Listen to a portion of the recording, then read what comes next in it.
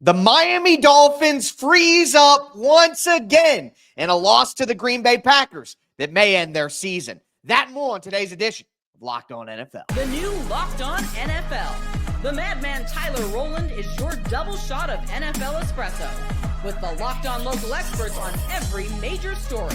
Get ready, Rowland is revving up. The new Locked On NFL starts now.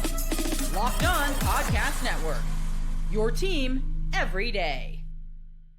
Football fans, welcome in to the Locked On NFL podcast, bringing you a double dose of the NFL's biggest stories with help from our local experts that know your favorite teams like no one else. Make sure to listen to every episode of Locked On NFL on Amazon Music. I am your host, the madman, Tyler Rowland, joined today, as I am every Friday, by Locked On NFL expert, the mastermind, Ross Jackson. On today's episode, we're going to talk about some big-time matchups in Week 13, the Ravens and Eagles, the Steelers and Bengals, but we're also going to recap a big day of Thursday football on Thanksgiving. The Chicago Bears got to fire Matt Eberflus after that disaster, and the Miami Dolphins, Ross, once again, freeze up in a big game. Before we get into it, I do want to thank you for making the Locked On NFL podcast your first listen and for being an everydayer here with us at the Locked On Podcast Network, where it is your team every day. Today's episode is brought to you by Game Time. Download the Game Time app, create an account, use the code LOCKEDONNFL for $20 off your first purchase.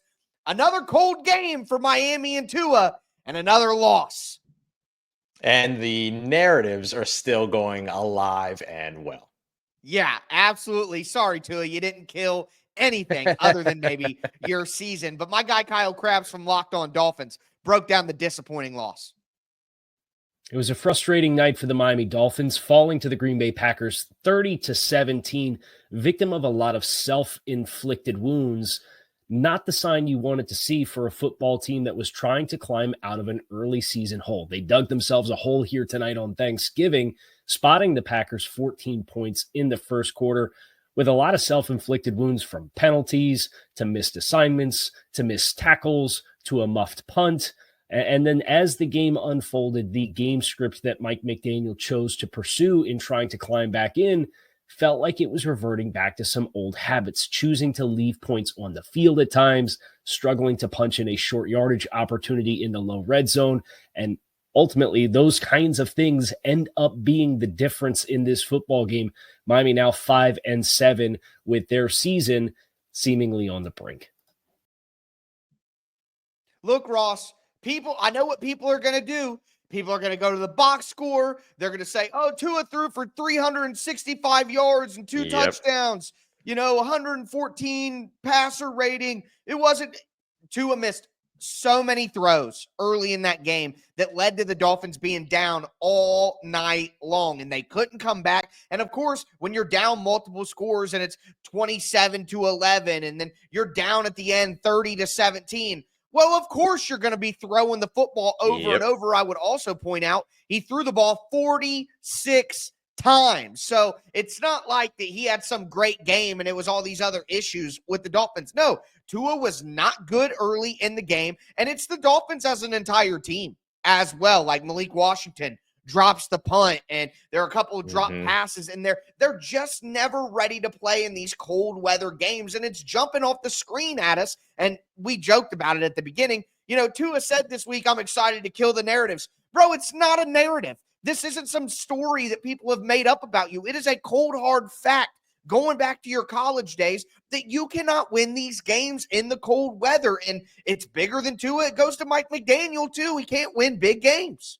Yeah, absolutely. And you're seeing this team's inability to show up in big physical moments as well. You saw them go down to a goal line opportunity, walk away empty on that. There was a 3rd and 1 or that had turned over into a 3rd or 4th and short that they actually had to go empty backfield and go to the air in order to get, because they couldn't get it on the ground. Just a lack of physical ability for this team, or ability to win those physical moments. And to your point about the second half passing, your second half passing is going to look great when defenses start to lighten up because they're protecting a multi-score lead over in the second half. You can't walk Yep. away looking at the second half passing game and going, oh, well, they had it there, because there's a lot different about what that Green Bay defense did in the second half than what they did early on to set the tone in the first half.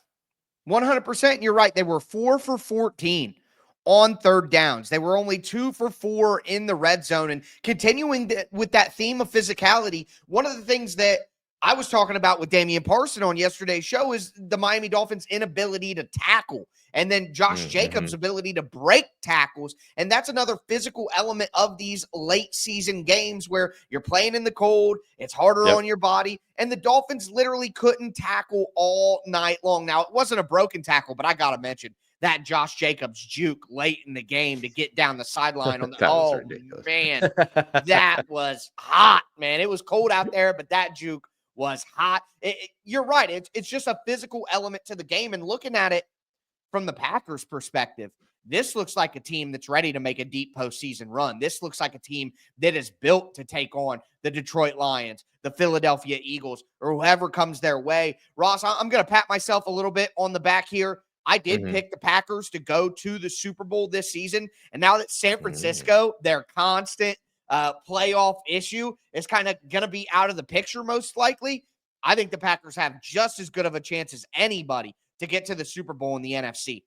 Yeah, when it comes to the late portion of the season here, as you begin to flip that calendar over into December and January, you're looking for the teams that can win with their defense and that can win with their run game. And so far, Green Bay has proved that they're able to do both of those things. They can do so at a highly physical level. You're talking about Josh Jacobs, rushed for 43 rushing yards in this game, and along with the touchdown, but picked up 58 of those rushing yards after contact as well. So that ends up showing you how much he was able to get done with breaking tackles, forced 10 missed tackles, according to Next Gen Stats, in addition to adding 78 receiving yards as well on the big catch and run that we saw from him. So, I mean, you look at where you can see where Green Bay can separate itself from the competition, and it's exactly where you need to be able to separate yourselves at this point in the calendar year. 100%. But a great game to cap off a Thanksgiving slate. Talking about Thanksgiving and being thankful, y'all should be thankful for the Madman, baby. I gave you 3 winners on Thursday, all 3 of the spreads. I gave you multiple big props with Caleb Williams and Tyreek Hill and Josh Jacobs. I'm just saying, you know, if we're being grateful, maybe be grateful for the Madman. But with that being said, we got to talk about that early matchup, the Bears and the Lions, because what a disastrous finish. And I think it'd probably be kind of hard for Chicago Bear fans to be grateful for the season that they've been presented. It's Locked On NFL, part of the Locked On Podcast Network, your team every day. Do want to let you guys know that today's episode is brought to you by Game Time. Game Time is the best place to buy tickets, period. Why? Because they have the best features in the industry, and they just got a new feature called Game Time Picks that makes Game Time even better. So Game Time Picks makes getting tickets to see your favorite teams play live even easier. Game Time Picks filters out the fluff to show you only incredible deals on great seats, so you don't have to waste time searching through thousands of tickets. But that's not the only great feature that Game Time has. They also have a panoramic view from your seat, so you know what you're going to be looking at when you sit down. And if you toggle on the feature in the app, you're going to get all-in pricing. So the price you see for your tickets is the price that you pay for your tickets. Take the guesswork out of buying tickets with Game Time. Download the Game Time app today. Create an account. Use the code LOCKEDONNFL for $20 off your first purchase. Terms apply. Again, create an account, redeem the code LOCKEDONNFL for $20 off. Download Game Time today. What time is it? It's game time. All right, Ross, let's continue today's edition of the Locked On NFL podcast. Again, make sure that you get subscribed, stay subscribed for year-round free NFL content. You're not going to want to miss it. It's part of the Locked On Podcast Network, your team every day. But the second best game of the day was definitely that Bears-Lions matchup. And it was not a great game early, but the Bears made it close, and then it finished in just absolutely horrific fashion. Obviously, most have probably seen it. The Bears, 32 seconds left. Caleb Williams gets sacked. the head coach, Matt Eberflus, and the quarterback, Caleb Williams, have just a massive all-time brain fart. They don't snap the ball again until 8 seconds left, and the time runs out, and they lose the game with a timeout in their back pocket. Absolutely ridiculous. Look, Ross, I'll start out with the low-hanging fruit here. Matt Eberflus has to be fired. You got DJ Moore talking about, hey, they lose the locker room. Well, I wouldn't quite say that earlier in the year. He's fired an offensive coordinator. Caleb Williams looks totally out of place. They're not well coached. They're not prepared. Situational football is a disaster. Look, if you want to get a head start on who the next head coach is going to be and give yourself a clean slate for the rest of the year to look at some other guys, you got to do it. I mean, the Bears may go cheap here and just say, hey, we're going to keep the coach because, we're paying him, so we're going to make him work for his money. I get that, but the locker room is lost. Guys are so frustrated. You saw afterwards DJ Moore saying, I don't know why we didn't call a timeout, man. Right. And he has every right to voice that. You could say keep it in-house. No, he deserves it. And then for Matt Eberflus to go up to the press conference afterwards and say, I think we did the right thing. We just didn't execute right. Like, to have zero accountability for the mistakes that you and look, I just want to say this. It's obvious what he's doing. He's trying to protect the quarterback to protect himself. The obvious answer is, yeah, Caleb is an idiot, and he didn't snap the ball for 8 seconds. He just kept saying we were trying to re-rack the play. You snap it at 18 seconds. You hit a short one. You get in field goal range. You call the timeout. He just kept saying it. And it's like, we all know that you want to say Caleb Williams made a massive error and is an idiot. But Matt Eberflus should have called the timeout once he realized the quarterback didn't know what was going on. So I realized that he's trying to protect his quarterback and not blame him and de facto, save himself because the owner loves the quarterback more than the coach right now. So he's clearly just trying to save face, but they got to make a change. It's whether it's now, whether it's 5 weeks from now, it is so over for Matt Eberflus. Yeah, I don't think you're going to see. I think Caleb Williams will have a new head coach come 2025, one way or another. I'm with you. I could see the team saying, you know what, 5 games left, just roll with what you've got. Don't change anything. Be able to get a genuine look at the young talent on the team, which the team has really good young talent. There's no doubt about that. They were dealing with injuries at wide receiver with Keenan Allen kind of in and out of the lineup, but you saw what that team was able to do late in the game up until it came the point to where you needed that leadership to execute what needed to be executed at the end of the game. And I think a lot of people will presume that a lot of that is on Caleb Williams, but there's communication from head coach to quarterback before that 25-second point on that clock, and an opportunity to say, get the ball snapped by 18 seconds so that you can communicate all of this stuff as you're calling in the play call, all these other things. And so the quarterback's not out there just kind of on a fly-by-night situation trying to make decisions all on his own. You've got to be able to get your quarterback ready, especially a rookie quarterback like Caleb Williams, who is new to the situation, all these other things. Like, get him out there, make sure you're spelling out for him what he needs to go out there and do, and make sure that he executes it and get him the information that he needs. And then if it comes down to 17 seconds on the clock and that ball's not snapped, don't wait another 9 seconds to see what happens. Call timeout, get everything reset, preserve your opportunity to be able to go out there. And even if you burn the time out there, you still at 18, 17, 16 seconds have the opportunity to attack the middle of the field, get back up to the line of scrimmage, spike, and then get yourself another opportunity at the end zone. Still lots of ways to go about it without it turning into what it did. It's frustrating, Ross, because on the Locked On Titans podcast, which I also host, I constantly try to preach to the listeners that this is not Madden. Like, so many people are skewed by how they operate in Madden and turn that in. But on a counter note, anybody who's ever played Madden at any point in their life would know how to manage that situation. It's just unbelievable sometimes that head coaches who get paid millions of dollars to do this for a living don't understand how to manage these simple things. Like you said, call timeout at 17 seconds then when you can tell that he's not playing with urgency. You still have time to hit a pass, get in field goal range, spike it. There's so many avenues to do better than what they did. And I also want to point out that when we talk about coaching issues, it's more than just game management. They got called for offensive pass interference multiple times in this game on pick plays. The Lions run a ton of cover one. They run a ton of man coverage. And Cole Kmet, the tight end, is literally got his hands up by his chest, throwing his forearms out like he's blocking. Like, brother, you are going to get called for that every time. And that's coaching. If that's what he's doing, then he doesn't understand what he's supposed to be doing. And that's a coaching problem. I do want to say this before we move to the Lions quickly, though. I'm not buying the rookie quarterback. A quarterback at any level of football should have been able to play with more urgency than Caleb Williams did. So I'm not letting Caleb Williams off the hook for being a rookie in the NFL. By the time you get to the NFL, you should know how to manage time. He played big-time college football. Like, Eberflus deserves all the hate that I'm giving him, and he's getting all over the place. But I'm not letting Caleb Williams off the hook either. That was despicable quarterback play, and he should know better than that far before he gets to the NFL. But on the other side, the Lions, they win another game.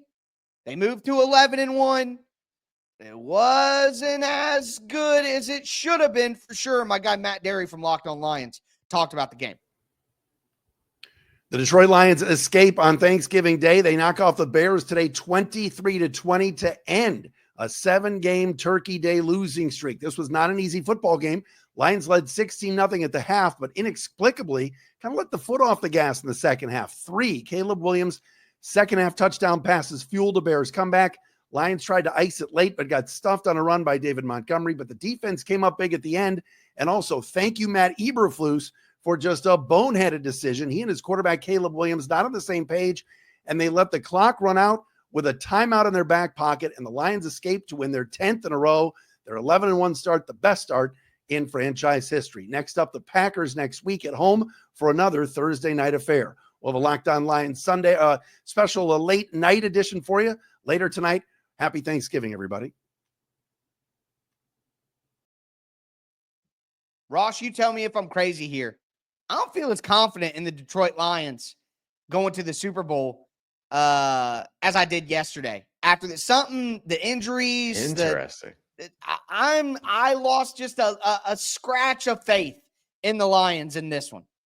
Yeah, the injuries, I understand. We'll have to see how that pans out, especially with a little bit of they get a little bit of the mini bye situation now with the Thursday night game. So we'll see what happens when they walk into their next matchup and through practices through next week. But I honestly feel a little bit better about the Detroit Lions because it's good to see them navigate the adversity and kind of hold off the late game push. Now, I know it took a meltdown on the other side of the football to avoid that, but even still, even if they would have snapped the ball at 18 seconds, there's no guarantee that they would have actually been able to do anything with it, right? So I think in a similar way to the way we look at the Kansas City Chiefs, who have won all these really close games and games that are maybe ones that weren't as clean of victories as you would expect from Kansas City, I think seeing a little bit of a nitty gritty kind of victory for the Los Angeles Lions, for the Detroit Lions, is actually a pretty good thing for me because I wanted to see them be able to maintain some power throughout adversity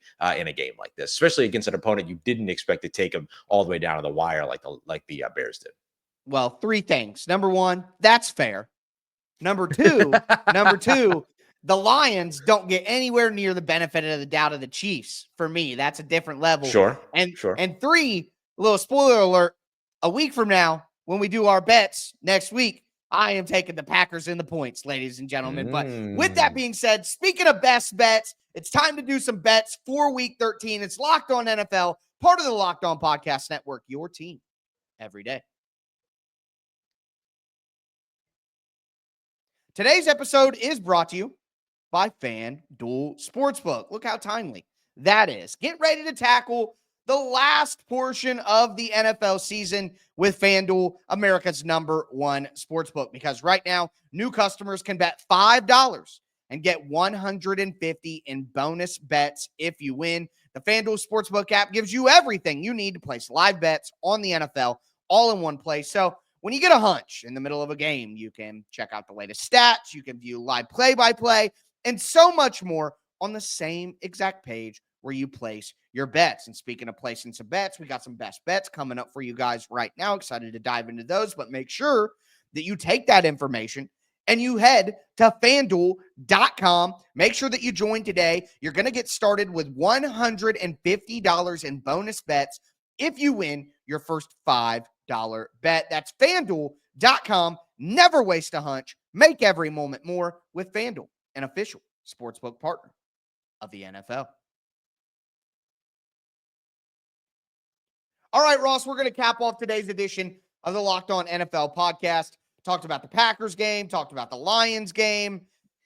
Didn't really talk about the Cowboys-Giants game. All that I'll tell you there, folks, is the Giants have officially been eliminated from playoff contention. They're the first team. They currently have the number 1 pick. They're going to need a new coach as well. The Cowboys, good for Mike McCarthy. I guess he's holding on for dear life here, trying to prove something, but you know, I don't know if that's good or bad for Cowboys fans, if I'm being honest with you. Yeah, honestly, it's hard to tell right now. That's a conversation for a different day, but I hope you guys enjoyed your naps is all that I'll tell you about that one. Now, there are some good games coming up this weekend that we need to discuss. Before we do, thanks again for making Locked On NFL your first listen. Check out the afternoon edition of Locked On NFL with Tony Wiggins. Step into the barbershop with the barber himself. My guy, Tony Wiggins, does a great job over there, so hit that up. But with that being said, we got the game on Friday between the Chiefs and the Raiders that you guys are going to see today. We talked about that on yesterday's show. So if you want my best bets for that, how I would play it, that's there. My everydayers will remember. But I want to look ahead to the best game of the weekend, and it is the Philadelphia Eagles and the Baltimore Ravens. And what do the Eagles got to do to win this game? My guy, Louis DiBiase, talked about that on Crossover Thursday. Yeah, it's something they've been doing a really good job of. It's staying in the positive zone of the turnover differential. If you're going to give Lamar Jackson and Derrick Henry short fields, that's going to be tough for a good Eagles defense, but for them to hang on in that situation, that's tough. This is already a really difficult offense to defend. You're going to be limited right now with, or I should say thin, when it comes to your defensive line. Brandon Graham out for the year. Bryce Huff still has 3 weeks left on the short-term IR before he can come back to the 53. So I think just don't put the defense behind the 8 ball. I would also say be balanced. I want to see them more balanced on offense. Attack this Ravens secondary, which, again, of all things on that roster, is probably the weaker unit when it comes to run offense, run defense, pass defense. And then limit Lamar Jackson making plays outside of structure. Limit Lamar Jackson on plays outside of structure is more difficult than just saying it, as Louis does for sure. explain. But I got to say this, Ross. I like the Eagles. I don't know if I am going money line on this one, but the Eagles +3, I'm all over it. I love the Eagles +3 in this game. The Ravens have been playing good football, but I don't think that they've been playing stellar football. They're vulnerable in the secondary. I think that Saquon Barkley can get going in this game. And which defense? I like both offenses. Which defense do you trust more? The Eagles. So I'll take the Eagles and the points +3, best bet of the weekend. Yeah, it's funny. I made almost the same kind of projection around the Ravens and Chargers last week when I said I like the Chargers defense better, and then the Ravens came out there and surprised. I don't know that that's going to happen a second week in a row. And for one of my bets that I really like on this one, if you're looking for something to maybe cap off a parlay, or if you're looking to get involved in a prop, Dallas Goedert right now, I like the over on his receiving yards at 47.5. The reason why I like it, Tyler, is because the Baltimore Ravens have given up the second most receiving yards to tight ends across the league at 797. Excuse me, at 790, just behind the Kansas City Chiefs at 797. So I really like Dallas Goedert to be another one of those guys that can get involved and attack that weak secondary that Louis highlighted over in Baltimore. And one thing also to say on your point to build off of that, Roquan Smith didn't play in the game last week, and that was Monday night. So short week, he already didn't play. Check the practice reports to know for sure, but that could be another advantage for the tight end in Philadelphia. Another game that I want to mention here does include an AFC North team, actually 2 of them to go along with the Ravens, and it's the Steelers against the Bengals. Now, Ross, I'll tell you, I've seen this line move multiple times this week. It's a busy one this week. Exactly. Well, the money's coming in on both sides, but the Steelers +3. The Steelers +3 against the Bengals. I don't care that the Bengals are at home. Why are the Bengals giving points to the Steelers? I don't get it. I don't buy it. I'm taking the Steelers +3 in this one. Another best bet for me this week. Yeah, I'm with you on that one. I'm not sure. This has to be in response to the way that the betting trends have been going, Right. because otherwise, I don't know how you look at the Bengals as favorites going to this one. I think Joe Burrow has been awesome. The offense has been awesome. The number one passing offense in the NFL right now in terms of touchdown passes as well as passing yards. But the defense has just been abysmal so far. And so for my bet, I really like the over on Russell Wilson's passing yards, 224 and a half. The Cincinnati Bengals right now, their defense is 23rd in the NFL in passing yards, allowing 225 plus passing yards per game. So I really like Russell Wilson on the over at 224 and a half to go out there and be able to get some work in on that Cincinnati Bengals secondary and that passing defense that struggled so much. 100%. Now, I just want to throw a quick one in here. This is a bonus one for you guys. We're not going to spend a lot of time talking about it or anything, but the New York Jets coming off a bye, +1.5 against Seattle. I know that it's risky. I'm getting a little dangerous on this one, but Jets at home, off a bye, +1.5. I don't buy Seattle. I don't believe in it. I just wanted to throw that one in there. If you're looking for a little bonus one, there you go. I gave you 3 winners on yesterday's show. Hopefully 3 winners on today's show as well. But that is going to do it for us today on today's edition of Locked On NFL. Again, hope you guys all enjoyed your Thanksgiving. Maybe you're listening to this while you're doing your Black Friday shopping and all of that. Thank you so much for tuning in here at the Locked On Podcast Network. We are most grateful for all of you. So thank you so much. Make sure that you get subscribed, stay subscribed. That's going to do it for me, your host, the Madman, Tyler Rowland, and my esteemed co-host, the Mastermind, Ross Jackson. Make sure that you guys, as I tell you every episode, stay safe out there.